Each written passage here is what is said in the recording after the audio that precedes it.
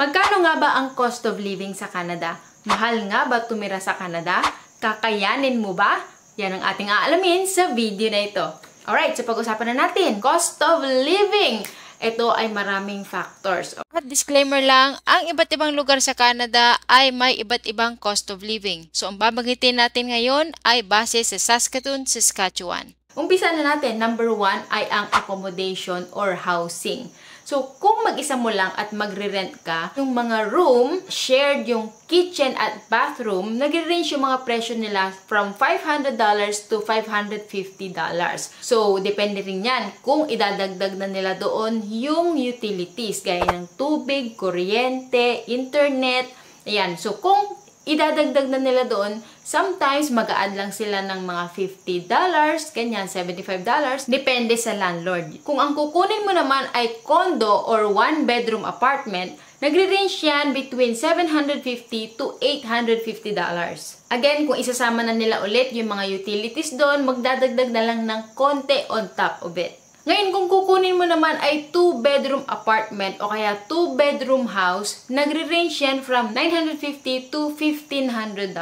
Nagbe-base yan sa facilities ng lugar. Siyempre, kung mas maganda ang facilities, mas mahal siya. Like say, for example, nakatira ka sa isang high-rise tower at meron kayong mga gym o kaya may pool, ganyan, access to jacuzzi. Siyempre, mas mataas ang renta mo dyan. At kung ang kukunin mo naman ay 3-bedroom apartment or 3-bedroom house, nagre-range yung mga yan between $1,600 to $2,000. Again, depende sa mga amenities, facilities, at location. At sa experience ko naman owning a house, pinaparenta namin yung main floor which has 3 bedrooms at may sarili na silang laundry, may sarili na silang bathroom, ay pinaparent namin ng 1,600 or 1,600 Canadian dollars kasama na ang utilities. So, kasama na yung kanilang tubig, kuryente, at yung kanilang heat. At yung one bedroom naman ay pinaparent namin ng $700 kasama na rin ng mga utilities. At yung room naman ay pinaparent namin ng $400 kasama na rin ng mga utilities doon. At kung plano mo namang bumili ng bahay sa province ng Saskatchewan, City of Saskatoon, sa current rate ngayon, at kung ang presyo ng bahay na bibilin mo ay $375,000, example lang to at nag-down ka ng 5%, ang monthly mortgage mo is about $2,100. Plus, magbabayad ka pa ng property tax, which is about $500. Dagdagan mo pa ng property insurance na $50 per month. Kaya much costly at mas mahal kung ikaw ay bibili ng sarili mong bahay. Pero syempre, habang tumatagal ay mag-a-appreciate yung kanyang value. Kaya yung ginawa namin para makatipid sa mortgage ay dinidevelop namin yung basement at ipapaupa. Para yung rent na makukuha namin ay makakatulong pambayad ng mortgage. Favorite topic ko ang real estate in Canada dahil ako mismo ay nakapag-invest ng 5 properties in just 2 years. Kung gusto mo pang malaman ang mga detalye ay let me know sa comment section at gagawan natin ito ng video.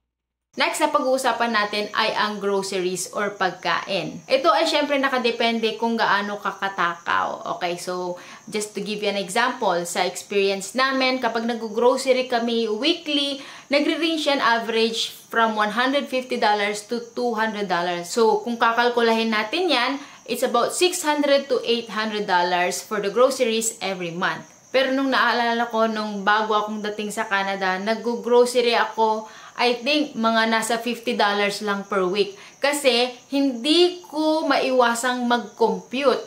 So kapag bibili ako kunwari ng gatas, yan, $3, ganyan. Lagi kong kino-compute sa pesos. So syempre, kapag kino-compute ko yun sa pesos, talagang mahal. So iniisip ko, oh, sobrang mahal naman ito. So bibilin ko, konti lang. Sobrang tipid talaga ang ginawa ko para makaipon kaagad. Next ay ang transportation. Meron tayong public transport kung wala kang sariling sasakyan.